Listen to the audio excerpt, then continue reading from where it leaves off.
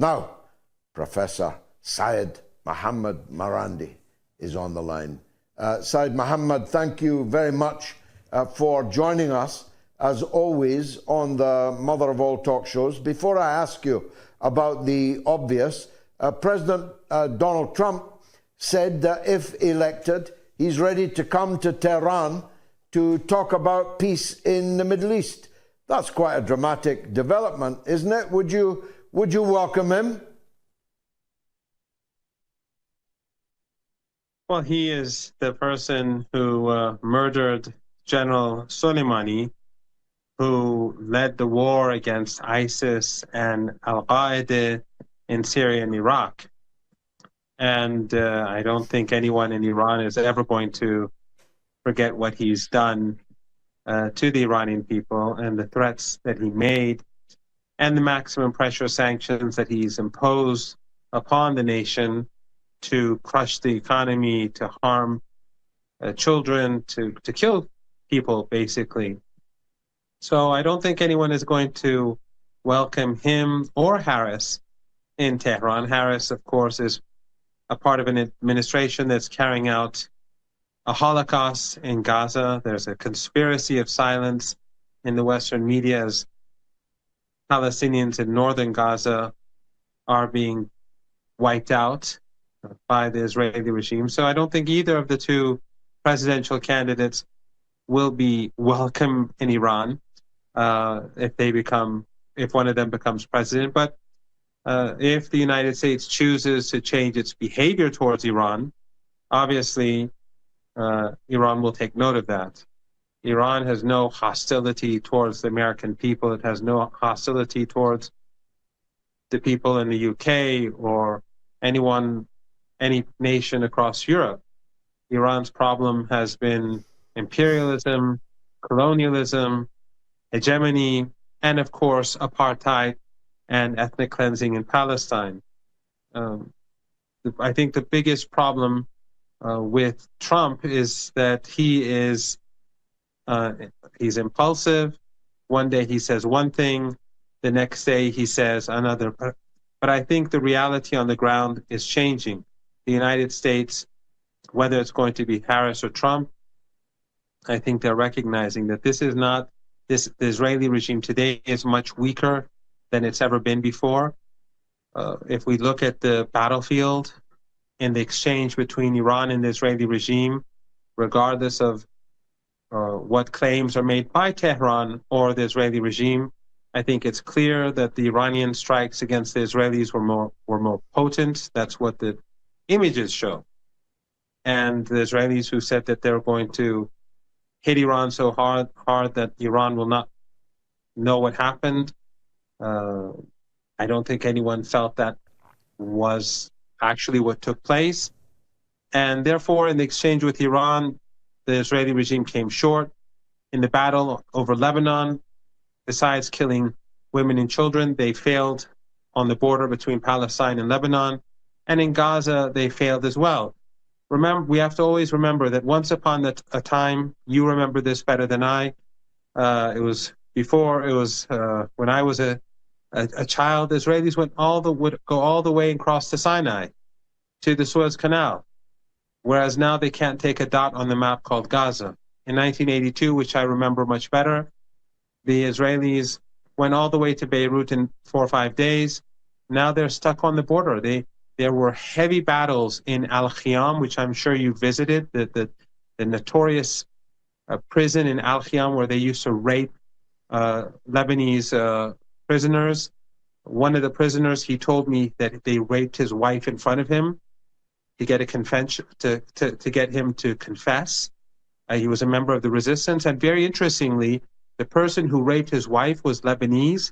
And after the liberation of southern Lebanon in 2000, Sayyid Hassan Nasrallah asked the people of the resistance not to retaliate. So the person who raped his wife on behalf of the Israelis continues to live in Lebanon today without being harassed. I thought this is an important footnote for people to know what sort of people Hezbollah are, what sort of organization this is, how much restraint they have, how much self-control they have in order to preserve the unity of Lebanon. But in any case, back then, they went all the way to Beirut. Now they're stuck on the border. 3 days of battle in Khiam. The result was the Israeli regime retreated back to the border. So this is not the Israeli regime of 2-3 decades past, and the resistance today is much stronger. And I think the United States recognizes this. Although I have no illusions about the regime in Washington, I do not think they've learned any lessons, but I think they're beginning to understand that the situation in Palestine, like in Ukraine, is not going well. Now, Professor, you and others have been predicting the now long-awaited Iranian response. When will we see it, and what form is it likely to take in your view? I don't know about the date. I don't think it's far off, but I think, George, that it's going to be probably more consequential than the previous strike because of what the leader said, what Ayatollah Khamenei said. My understanding is that it's going to be more painful for the regime. I don't know in what way, but from the wording in his speech, that is my understanding. And as you know, the Iranians have a legitimate right to strike. The Israeli regime carried out aggression, even though it did fail by and large. They were not able to destroy anything significant in Iran. They damaged a number of radar bits and pieces of radar installations, but they weren't able to cause the sort of damage that they were claiming to do. But still, it was an act of aggression. And since the Israelis initiated this conflict, they began with the bombing of the embassy. Iran responded to that. Then they murdered Ismail Haniyeh. He was martyred in Tehran when he was a guest of the president. And then Iran responded to that. So the Israeli attack on Iran was another escalation. And Iran will respond to that escalation to create deterrence so that the regime learns not to do this again. The Israeli regime has the full support of the West, George. When the Iranians know quite well, when the Americans and the Europeans allow the regime to carry out genocide, to carry out a Holocaust in Gaza, and to exterminate the Palestinians in northern Gaza as we speak, they're not going to force him to refrain from attacking Iran. And so the Iranians know that if they do not strike the Israeli regime, that will only encourage Netanyahu. He will see it as a sign of weakness. It will only encourage him to strike Iran again in future. So Iran feels that it has to hit the regime hard, both to punish it, to create deterrence, but also to strengthen the resistance that is fighting this regime in Gaza and in Lebanon. Well, the president of Iran said that he called on Netanyahu to stop the war, to accept the ceasefire, and the Iranian response would not be as painful as it was going to be. That, I presume, has fallen on deaf ears. In fact, the Israeli cabinet has already decided upon a fourth attack on Iran in response to a rocket fired by a third party in Lebanon. So we're a long way short of deterrence. I suppose what some of the audience will be asking, why doesn't Iran hit them so hard that they will never attack Iran again, and hit them so hard that they'll have to stop slaughtering the women and children in the north of Gaza? If you have the capability of doing that, why not use it? Well, I think that Operation True Promise 3, the upcoming operation, will, as I said earlier, be very harsh. And what President Pezeshkian said was basically to show the international community and the global majority in particular, not the West. The West is very much in bed with the Zionist regime. But to show the global majority and the people of the region that our priority is to end the genocide. And if the Israeli regime accept, and we know they're not going to accept, but if they accept the terms set by Hamas and the terms that the Americans themselves put forward months ago, if they accept that will have an impact. If there's a ceasefire in Lebanon, in Gaza, that will have an impact. It won't stop Iran's retaliation, but it will have an impact.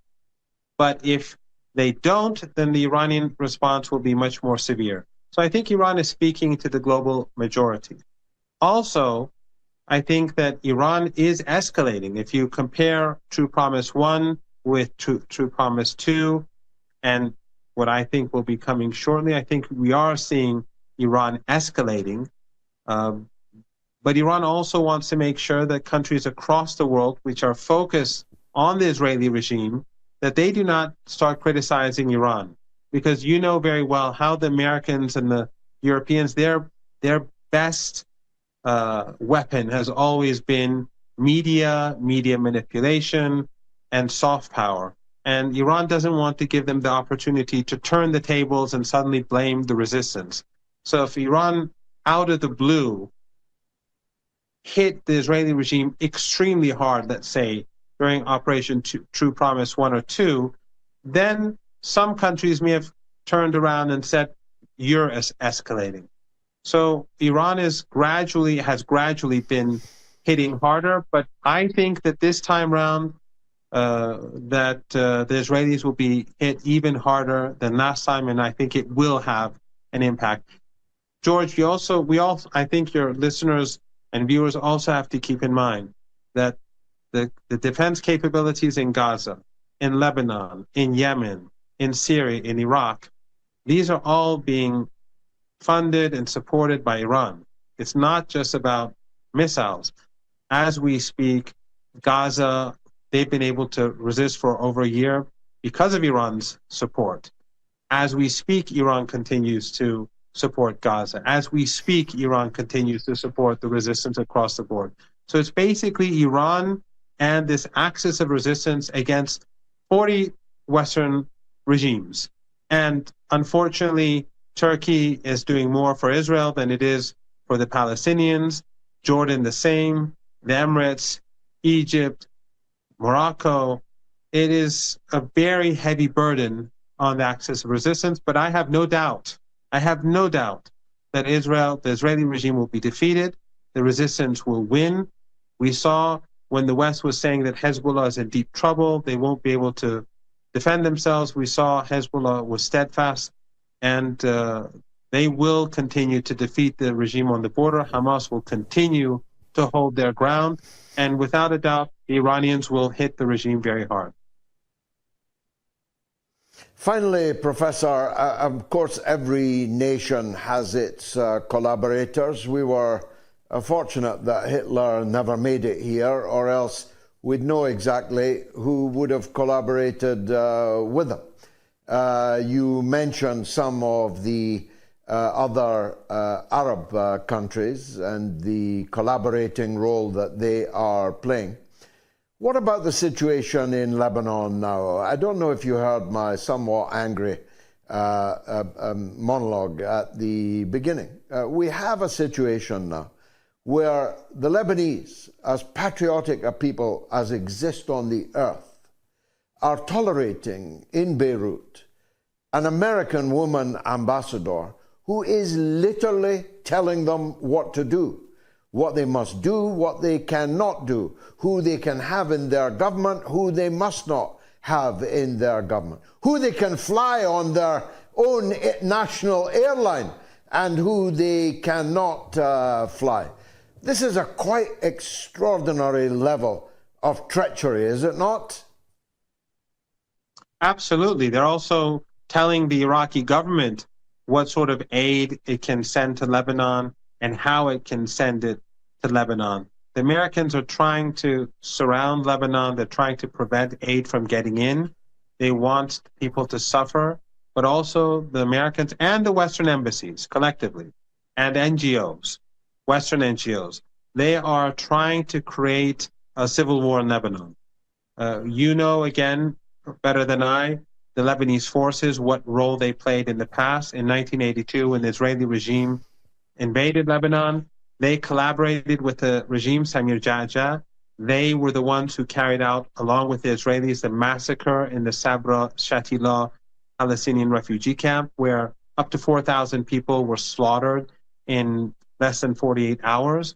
These same people right now in Lebanon are allies of Western embassies. They're allies of this lady. And they are working together to create division and instability in Lebanon. So refugees are being harassed. Aid is being prevented from getting in. The U.S. embassy is dictating who can get on a plane and who cannot get on a plane. It is quite extraordinary. And this is something that I think that your viewers will appreciate. By knowing this, they will better appreciate the sacrifices that Hezbollah made. Some people were saying on October the 8th last year, why didn't Hezbollah go all in? The reason is because Lebanon is a fragmented country, and the West, the United States, have always been manipulating the country. And if Hezbollah pushed too far, then the U.S. would have been able to use these forces that are allied with it to create division in Lebanon and, God forbid, bring about civil war, something that we're always afraid of. Hezbollah was very careful to keep the battle on the border. They made extra sacrifices as a result. They lost more men as a result, but other Lebanese were spared from the fighting. And that is what gradually created a greater consensus in Lebanon. And now the overwhelming majority support the resistance among all the different groups. I don't want to name them, but all of them more or less support the resistance. And that is because Hezbollah was very careful about how to escalate over the last year and how to fight the Israeli regime. But the Americans are conspiring, the Europeans are conspiring, but they will fail. I have no doubt that Hezbollah will play the key role in preventing the genocide in Gaza from reaching the conclusion that Netanyahu and his allies want. Professor Marandi, thank you as always for joining us. I suspect we'll have to talk again soon enough. And I'm grateful to you always for joining us. Thank you. Professor Syed Mohammed Marandi, the Chair of American Studies at the University of Tehran.